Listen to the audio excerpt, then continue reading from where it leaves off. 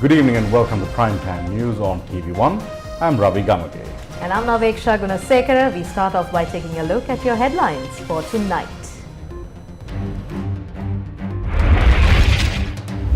First review of the IMF EFF program commences. State Minister says no issue in securing the second tranche in the bailout. Sri Lanka marked the inaugural meeting for the International Monetary Fund's first review of the Extended Fund Facility Program. A team from the IMF will be in Sri Lanka for a period of 2 weeks to conduct a review of the program for Sri Lanka.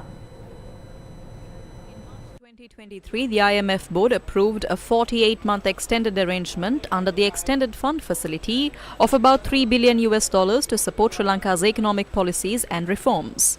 The funds will be released in 4 tranches, and each tranche is released following a review of the progress that Sri Lanka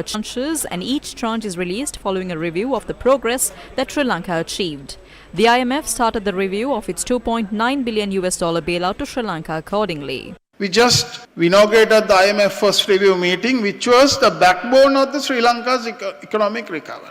So based on that program, which was designed by Sri Lanka, designed for Sri Lankans, designed for recovery of the economy, we had a couple of key points. Mainly, the domestic debt optimization program. And Sri Lanka achieves debt sustainability through a negotiation processes. So we wish to conclude the first review of the IMF very strongly, very positively. There are a few areas for improvement, which the government will ensure we will do the best for that. When Sri Lanka entered the IMF program, the island nation was expected to complete 57 goals by August. According to Verite Research, Sri Lanka has so far only achieved 38 of those goals. Verite Research said that it was not aware of the progress achieved with regard to 11 goals and stressed that Sri Lanka has not reached the expected target with regard to 8 other goals. Achieving the ability to repay the foreign debt that is currently suspended is one of the main goals expected through the IMF loan program, and the actions regarding the domestic and foreign debt have not been completed yet. The Ministry of Finance announced the reissuance of employees' funds invested in the central bank bonds as new bonds according to the proposal presented for the optimization of domestic debt. No definite decision has been taken regarding external debt, and it is still in the negotiation stages. The domestic debt optimization program is underway, and another stage in that program will take place in a few weeks' time. In addition, it is important for us to restructure external debt while addressing domestic debt optimization. We hope to secure a sound economy by December and then achieve economic growth in 2024. However, Verite Research pointed out that the International Monetary Fund will consider the progress achieved until June 2023 in their review in order to release the second tranche of the bailout package. Verite Research said that approval for the second tranche of the program will likely be delayed until October. We completed a majority of the targets. There were some delays due to judicial matters. We have informed the relevant fractions of those delays. As a government, we have done our best to secure the second tranche, and there will be no issues in the future of the program. Opposition is mounting over 2 changes that were made after Sri Lanka agreed to the IMF bailout package. One of the main issues was the fact that the only employee pension funds, including ETF and EPFs, will be affected in the local debt optimization process. Trade unions, professional bodies and civil and political activists protested against this move and even sought relief from the courts. However, as per the government announcements, measures are being taken with regard to the pension funds. The other matter that led to a public outcry was the newly introduced tax regime. The tax imposed, ranging from 6% to 36% on monthly income exceeding 100,000 rupees, has been heavily criticized in many sectors. The Federation of University Teachers Associations engaged in silent protests opposite government universities, demanding the government amend the tax regime that attributed to the exodus of the university lecturers. FUTA stressed that they anticipate a response to this issue during the IMF review program as promised by the government. FUTA members gathered opposite the University of the Visual and Performing Arts to engage in a protest.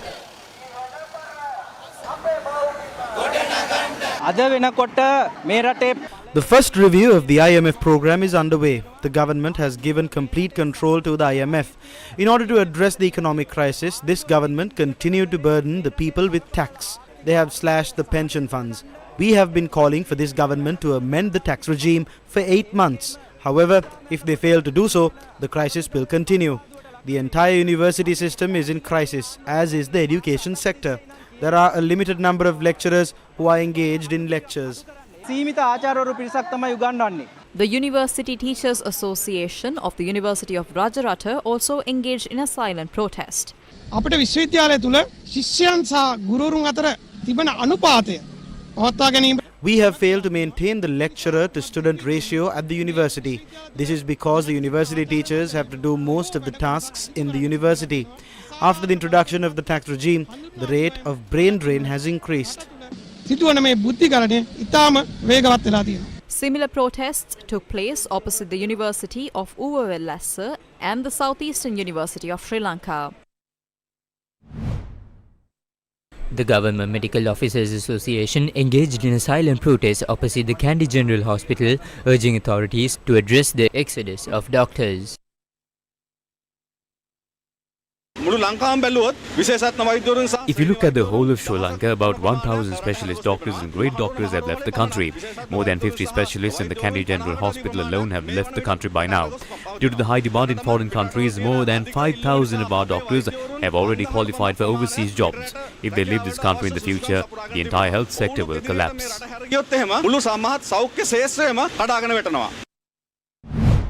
Will Sri Lanka be able to secure relief as expected following the IMF review?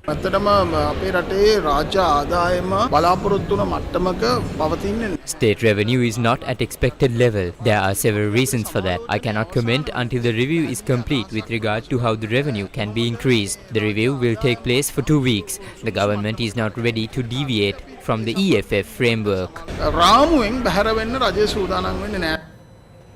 SLPP parliamentarian Professor Ranjit Bandara warned that if the government moves away from the SLPP objectives, it is likely that there will be a confrontation between the state and the SLPP. රජය සමග අපිට තියෙන බැඳීම කොන්දේසි විරහිතව රාජ්‍ය ආරක්ෂා කර ගැනීම. We have an unconditional bond with the government. We only want to protect the government. However, if the government moves away from the SLPP objectives, we will have to witness confrontations. We believe that while we protect the government, we must also represent the needs of the people. Therefore, if one assumes that we are in better times, that is because we have not started to settle the debt. We need to be ready to face the situation that arises when we start settling the debt. We need to be prepared to face the situations that would arise when executing the IMF proposals. The reality is not far away. අපි තමයි හොඳටම කරමින් ඉන්නේ කියන අයට පොඩ්ඩක් ඉඳලා බලන්න. ඇත්තට මූණ දෙන්න සිද්ධ වෙන වෙලාව වැඩි ඈතක නෙමෙයි. Professor Ranjit Bandara responded to questions regarding the return of Gotabaya Rajapaksa to active politics at a media briefing held at the SLPP head office today. සුදුසුකම් තියෙන ජනාධිපති අපේක්ෂකයෙක් ශ්‍රී ලංකා පොදු ජන පෙරමුණේ ඉන්නවද? අපි Appu. Yes, we do. I told you on the previous day. Why is gold so expensive? Why are gems expensive? If these stones were scattered on the road, they would just be granite. Do not panic. We will inform you about it in about a month or so. It's just 3 letters.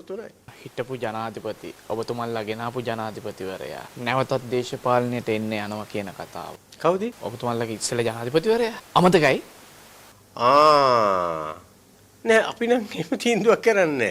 මම මේ අහන්නේ ගෝඨාභය රාජපක්ෂ මහතා. දැන් එතුමා ගැන අපි කතා කරන්නේ නෑ. We don't speak about him now. Not because he is a bad person. We believe that there is a person within the SLPP. A ship can only have one captain. There is a Sinhalese saying to this effect. Sinhala කියමනක් තියෙනවා ආණ්ඩි 7 දෙනාගේ කැඳහැලිය කියලා. අපි ඒක කරගන්න කැමති නැහැ. හරි වැරදිලා හරි ගෝඨාභය රාජපක්ෂ මහත්මයා වෙනත් පක්ෂයක් සමග එකතු වෙලා වෙනත් ගමනක් යන සූදානම් වුණ මොකක් වේද ඔබතුමන්ලට? මම අහන්නේ I would only ask what the general public of this country think about that. I am not thinking about that. I am just blank. හිතන්න නැති වුණාම blank. Meanwhile, parliamentarian Namal Rajapaksa said that the decision on whether or not Gotabaya Rajapaksa will resume active politics is a decision that must be made by him. Anyone has the right to engage in politics. Today we can also see new parties being formed. That is good. In a democratic country, new parties must be formed. Businessmen should come into politics. People allege that there is so much nepotism in politics, but now there is nothing like that. We can see businessmen and professionals are joining the fray. They come into politics through Vyatmaga. With all of these new entrants, there will be new ideas in politics. Gotabaya Rajapaksa also has the right to enter politics again if he so chooses. This was the response of former parliamentarian Hirunika Premachandra. We believe that a person should at least have some experience being in a local government body. I am of the opinion that even some channels must be held responsible for bringing a person like that into politics. If this channel is planning on forming a political party and moving forward with him, this is something that will destroy them as well.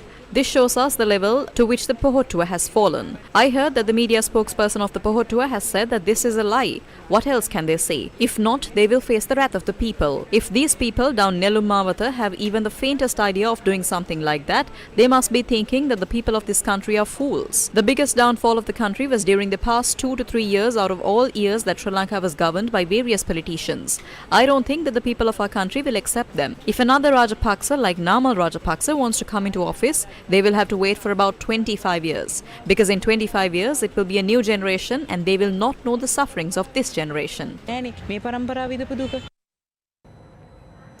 Lankan President Ranil Wickremesinghe will attend the G77 plus China Leaders Summit in Havana, Cuba. The G77 plus China Leaders Summit, themed Current Development Challenges, Role of Science, Technology and Innovation, is scheduled for the 15th and 16th of September in Havana, Cuba. President Ranil Wickremesinghe will lead the Sri Lankan delegation at the 78th session of the United Nations General Assembly in New York. The President's media division said President Wickremesinghe will address the General Assembly on the 21st of September. President Ranil Wickremesinghe has posed the India question to West Bengal Chief Minister Mamata Banerjee at the Dubai International Airport lounge. Yes, can I ask you one question? Yes. Are you going to lead the opposition alliance? Oh my God. You are all wondering, huh? It depends on people, you know. Yeah, we believe that. You have not answered yet. Okay. Yes, sir, I answered. No, is she going to lead the opposition alliance? Sir, opposition may be position also. So come to Sri Lanka anyway, madam? Yes, you please. INS Nirikshak, a dive support and submarine rescue vessel of the Indian Navy, arrived at the Trincomalee harbour on a formal visit. The Indian naval ship INS Nirikshak was welcomed by the Sri Lanka Navy in compliance with naval tradition. INS Nirikshak is a 70.5-metre long diving support vessel manned by a crew of 137, and the ship is commanded by Commander Jeetu Singh Chauhan. During the ship's stay, the crew will take part in several programs with a view to promoting cooperation and goodwill between two navies. In addition, diving training exercises with the Sri Lanka Navy Diving Unit, a health camp for the community in Trincomalee and visiting some of the tourist attractions in the country are part of the itinerary. The ship is expected to depart the country on the 21st of September. INS Nirikshak has been part of various diving operations. The Chinese geophysical scientific research vessel Xi'an-6 has embarked on an expeditionary voyage from Guangzhou, South China's Guangdong province, and is heading towards the main shipping route that will allow it to proceed to Sri Lanka. Recently, India also expressed concern over the visit of this particular vessel. On the 11th of September, Chinese media reported that the Xi'an-6 would be departing Guangzhou on Sunday. However, shipping data revealed that the vessel was some 1,800 nautical miles away from Sri Lanka, travelling at a speed of 10 knots and was close to Malaysia. According to maritime tracking platforms, the Xi'an-6 was in fact proceeding to Nanhai district in China, which is in the opposite direction of its route. Earlier, the Sri Lanka Navy said that the Xi'an-6 would enter the Sea of Sri Lanka on the 25th of October. Later, it was reported that a request was made for the visit to be delayed until the president concludes his official engagement in China. However, China had reportedly not responded to the request. India has named Sri Santosh Jha, presently the ambassador of India to Belgium, as the next High Commissioner of India to Sri Lanka.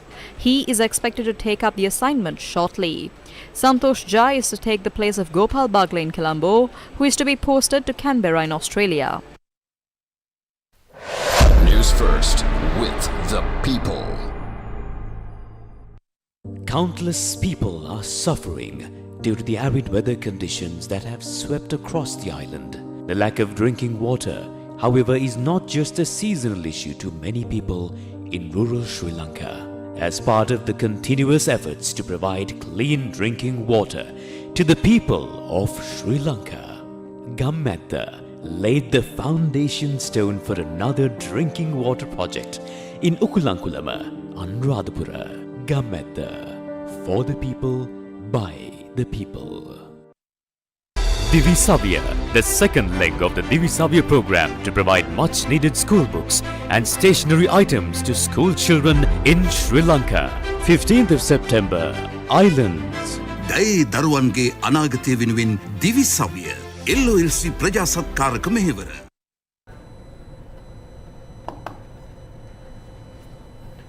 Former Member of Parliament Nishant Muthuhettigama was remanded by the Galle Chief Magistrate until September 21st. He was remanded in custody in the case that was filed for the possession of a vehicle assembled with illegally imported vehicle spare parts and a fake number plate. The illegally assembled vehicle was seized by the Valan Anti-Vice Unit on the 30th of October 2022. When the case was called up, Galle Chief Magistrate Isuru Nethikumara ordered to issue a notice for the director of the Valan Anti-Vice Unit, who conducted the investigations, to appear in court. This is due to the non-arrest of the suspect Nishantha Muthuhettigama in relation to the incident and the lack of satisfaction with the investigations. The case filed against State Minister Lohan Ratwatha for entering the Anuradhapura prison and threatening an inmate with a weapon will be taken up for examination at the Anuradhapura Chief Magistrates Court from the 4th of January 2024. Anuradhapura Chief Magistrate and Additional District Judge Nalaka Sanjeeva Jayasuriya ordered for Lohan Ratwatha, who appeared in court, to be released on 2 personal bails of 200,000 rupees. The case was filed over an incident where Lohan Ratwatha, who was the State Minister of Prisons Management and Prisons Rehabilitation at the time, had entered the Anuradhapura prison and threatened to kill an inmate with a firearm. 933 prisoners have been given presidential pardon. The Department of Prisons in a statement said that 926 male convicts and 7 female convicts were thus given presidential pardons to coincide with the 25th National Prisoners' Day. Moving on to more local news, opposition leader Sajith Premadasa said that the secrets exposed via the reports of the commissions that investigated the Easter Sunday attacks have been concealed from him as well. මම යෝජනා කරා ලබන සතියේ පාර්ලිමේන්තුවේ දින දෙකක විවාදයක්. ඒ සමගම මම උපදෙස් දුන්නා මගේ කාර්යාලයට. I have proposed for 2 parliamentary debates next week. At the same time, I requested the reports of the Presidential Commission that investigated the Easter Sunday attacks. I requested for both volumes of the report. Are you aware of the response given by the President and the government? When the volumes of the report were given to Parliament by Gotabaya Rajapaksa, they were subject to conditions. The MPs cannot access parts 2 and 3 in the second volume. MPs also can only peruse the documents in the presence of the Parliament Secretary General. When I requested for the volumes, the government followed Gotabaya Rajapaksa's policy. It contains secrets. What are they trying to conceal? They are repeating the answers given by Gotabaya Rajapaksa. මොනවද හංගන්න තියෙන්නේ? ගෝඨාභය රාජපක්ෂ ජනාධිපතිවරයා දුන්නු උත්තරේම තමයි මේ ආණ්ඩුව ලබා දෙන්නේ. The opposition leader was speaking at the program to award the 77th school bus under the Sakula program to the Kalutara Muslim Mahavidyalaya.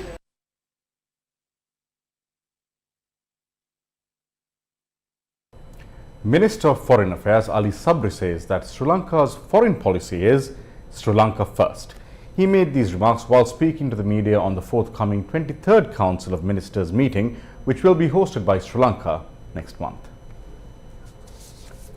Sri Lanka will assume the chairmanship of the Indian Ocean Rim Association, also known as IORA, for the period of 2023 to 2025 at the forthcoming 23rd Council of Ministers meeting hosted by Sri Lanka on the 11th of October 2023 in Colombo. Sri Lanka is a founding member of IORA. IORA seeks to enhance economic cooperation, trade, investment, maritime security in the region, earmarked to take over from this year. As at yesterday, we had 16 countries have confirmed ministerial level partnerships, the representations for the forthcoming ministerial summit which will be held in Colombo. We have hosted this in the past. So this time our turn comes after 20 years. IORA's primary objective are promoting peace, stability and sustainable development in the Indian Ocean region. In order to kind of make use of its unique opportunities, Sri Lanka need to make use of its location. That is why we are trying to connect to the world, to become a trading hub, to become a naval hub, and also to become an air transportation hub. Location is nothing unless there is connection. Sri Lanka's heritage in the past and a continuing legacy is its independence in international affairs. We have never been part of any camp, this side or the other side. We will continue to be wanting to do that. We would like to have multiple choices available to us, multi-aligned to say so, work with all the countries in the region and away, from global south to the north. We would like to engage with them, and that's how Sri Lanka will be, and that's what Sri Lanka is known for. We are also planning a calendar of events in order to improve better connectivity and coordination between our countries. My question to you says, what is the importance of Sri Lanka's arrival? With the IORA also making things safer because it concerns the ocean. But how important is its arrival with the meeting of the IORA? It is, we have discussed that. I think we don't get involved in that directly. There are organizations which work on research. So basically you need to talk to them. It is they who decide what is the importance of this. And once we get all the information from line agencies, we discuss and then clear. So as at now, we have not finalized the dates or engagement yet. Just a few days ago, so have the ministry into any Sri Lankans who have been concerned with the affected perhaps in these very tragic incidents? Yeah, we are, and actually I just concluded a discussion with the Acting Secretary of Foreign Affairs about the situation there. We are closely monitoring it. As at now, I know information that the Sri Lankans are involved in that, but beyond that, I'm on my way today to sign a condolence book which has been opened in Libya, and we are in touch with them. I probably will want to talk to the Foreign Ministry, and also State Minister is coordinating whether to provide as a symbolic assistance because to be with them. I just had a discussion with Honorable Minister of Plantation, Mr. Ramesh Patirana.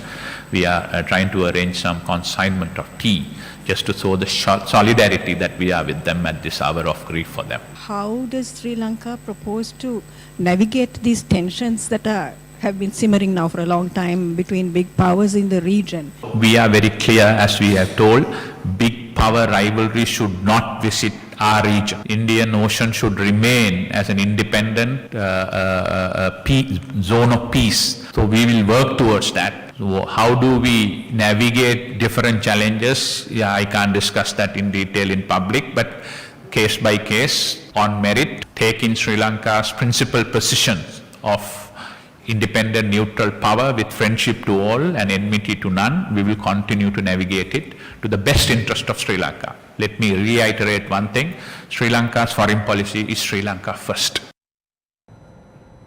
Sri Lanka has informed the United Nations Human Rights Council that extensive and comprehensive investigations took place over the 2019 Easter Sunday terror attacks.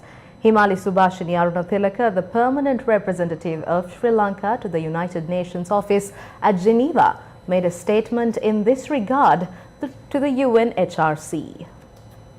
Resolutions 60/251 and 48/141 require the work of this Council and the OSHR to be guided by the principles of universality, impartiality, objectivity and non-selectivity, and constructive international dialogue and cooperation. The written update on Sri Lanka refers to investigations on the 2019 Easter Sunday terror attacks.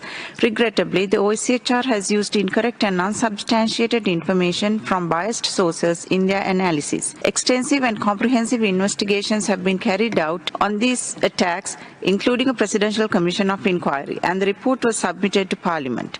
Sri Lanka's investigations were assisted by international agencies including the Australian Federal Police, the FBI and Interpol. As at April 2023, 79 have been indicted on these attacks-related matters. On 12 January 2023, the Supreme Court delivered its judgment on the fundamental rights petition filed against the President, IGP, Director of State Intelligence, Defence Secretary and Chief of National Intelligence at the time. Additionally, the government has decided to establish a parliamentary select committee to address recent concerns raised in the public domain, and the President has appointed a committee led by a retired Supreme Court judge to investigate the allegations. Mr. Vice President, Sri Lanka supports the One China principle and welcomes China's cooperation with human rights mechanisms. We reiterate that interference to the distinguished representative of Spain. The Lawyers Collective has expressed deep concern over the statement made by MPs in reference to the judiciary and the conduct of judges in relation to specific cases pending before the court. The Lawyers Collective expressed concern over statements made by Minister Manushana Nayakara, Parliamentarian Sarath Veerasekara and Parliamentarian Shanakyan Rasamanikam with regard to the judiciary and judicial officers. President's Counsel Rains Yarasukula, President's Counsel Upul Jayasuriya, President's Counsel Jayampati Vikramaratna, President's Counsel Jeffrey Alagaratnam, President's Counsel Dinal Phillips and President's Counsel Salia Pires, in a statement on behalf of the Lawyers Collective, notes that the Speaker of the Parliament and the President implied the abridging of the jurisdiction of the judiciary even prior to the hearing of particular cases. They said that threats were also made to bring judges of the superior courts before Parliament, ostensibly under the Parliamentary Privileges Act, to question their order relating to the holding of local government elections. The Lawyers Collective said that the spate of events reflects a dangerous and systemic trend of restraining the ability of the judiciary to discharge its duties in a free and independent manner. The Lawyers Collective called upon those in the legal profession to be vigilant as to these imminent threats to the independence of the judiciary and the rule of law, as they have a direct impact on the exercise of the profession and its independence. They said that the public too should exercise vigilance and condemn such interferences with the judiciary, as such interferences impede democracy and the rights of the people. The Lawyers Collective believes that the judiciary will demonstrate resilience to withstand these pressure for the greater good of the country and her sovereign people, whose powers they are exercising in terms of the Constitution. The inauguration ceremony of the 10th Annual Research Symposium of the Department of Demography of the University of Colombo was held in Colombo today. The 10th Annual Research Symposium of the Department of Demography of the University of Colombo was held today. The event was held under the theme Population and Sustainable Development. Country representative of the UNFPA Sri Lanka, Sharika Kure, was the guest of honor at the event.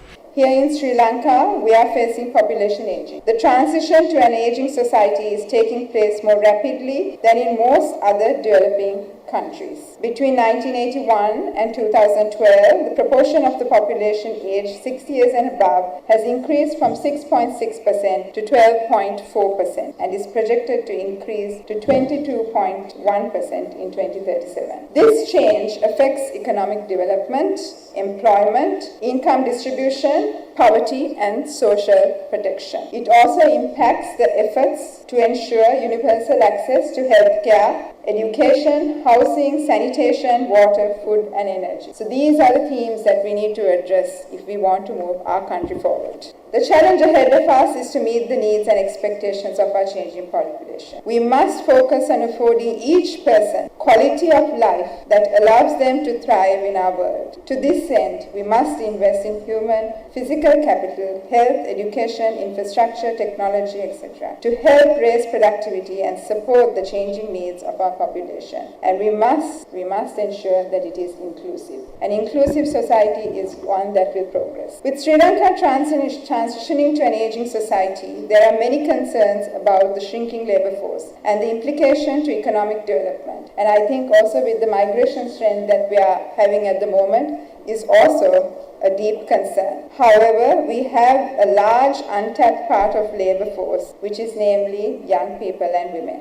A book titled A Population and Development, Emerging Issues and Challenges was launched at the event. Coral reefs, a treasure found in many areas around Sri Lanka, is gradually going extinct. One of the main reasons for this destruction is human activity in these highly sensitive areas. News First Manoj Buddhika filed this report from the eastern coast of Sri Lanka. Coral reefs are one of the attractions that arouse the interest of many tourists who visit Sri Lanka. These coral reefs are vital to the marine life in these areas and are also crucial to the livelihoods of fishermen. However, coral reefs in Hikkadua, Trincomalee, Nilaveli, Tangol, Valigama, Kalpitiya, Colombo and Pasikuda have significantly reduced in size. දවස්වල අපේ රටේ සංචාරක ශේෂ්ත්‍රයේ දියුණුව ගොඩනැගීම වෙනුවෙන් හරියට කතා කරනවා. මේ නැකණහිර වෙරළ තීරය වඩාත් ආකර්ෂණීය වෙලා තිබෙන්නේ. මේ කුකුණාම් මලේ වඩාත් ආකර්ෂණීය වෙලා තිබෙන්නේ කොරල් පර නිසා. අපි අද ආවේ වර්තමානයේ මේ මොහොතේ නැකණහිර කුකුණාම් මලේ කොරල් පරවලට අපිට තිබෙන ඉරණම. The Trincomalee and Nilaveli coral reefs are among the most beautiful reefs in Sri Lanka.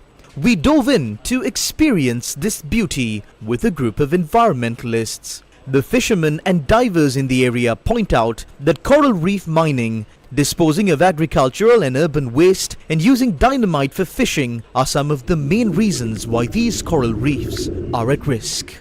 The damage done to the environment and the coral reefs by the use of dynamite is significant.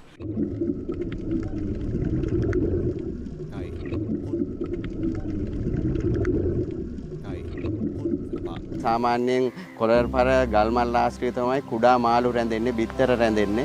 එතකොට මේ dynamite භාවිතයෙන් ඒවා විනාශ වෙනකොට කුඩා මාළුත් බිත්තරත් විනාශ වෙලා යනවා. දැන් අපිට තියෙන අත්දැකීම් අනුව දැන් අවුරුදු 10කට විතර ඉස්සෙල්ලා හොඳට කොරල් තියුණා මේක. නිකන් ලස්සන මේ ලෝකයක් වගේ නිකන් වෙනමම ලෝකයක්. දැන් පොලිතින් වලින් පිටිලා ඩයිනමයිට් වැදලා කුඩු වෙලා මාළු දෙතුන් වර්ගයක් තමයි දැන් තින්නේ. පැහැදිලිවම තව අවුරුදු දෙකක් විතර යනකොට බලන්න දෙයක් නිලාවැලි වල ඉතුරු වෙන්නේ නැහැ. මෙහෙම ගියොත්. The massive destruction of corals and the death of the fish living in them due to the use of dynamite has also severely impacted the fishing community in the area. More details on this destruction will follow tomorrow.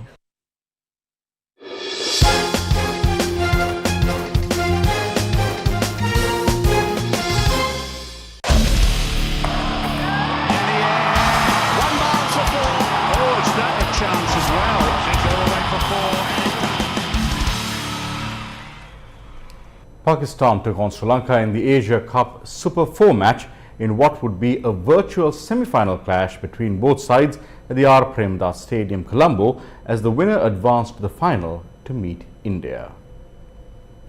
The match was reduced to 45 overs a side. The rain started to pour around 40 minutes before the original scheduled time for toss, which was then rescheduled to take place between 2:45 p.m. and 3 p.m. With India already in the final, Pakistan and Sri Lanka were fighting for one spot. All the action from the 2023 Asia Cup can be watched live on TV1, the official local broadcasting rights holder, and on www.sirisatv.lk.